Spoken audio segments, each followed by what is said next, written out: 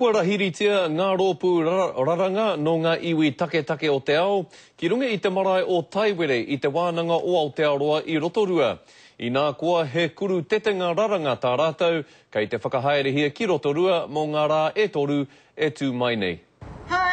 He kawe mai I te mauri o ngā taonga nā o rātou ake ringaringa I hanga, I runga I o rātou whenua tūpuna ki tā wāhi, I whakatauhia ene o ngā iwi take o te ao ki Taiwere marae. Whakamahia, whakaputaina, ngā mātauranga, kei a koutou.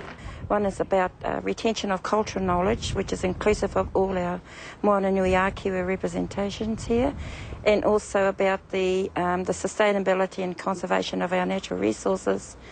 And the third one is to focus on what we have in place today for future generations. Ekahi o rātou ko tai mai, ki te ako te I ngā mahi tai. A more joining together of our Indigenous races, and we awhi, of course, and they love us too when we go to their countries.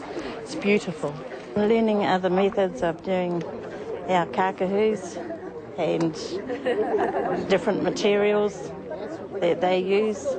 Ko Hinerangi Goodman, mō te karere.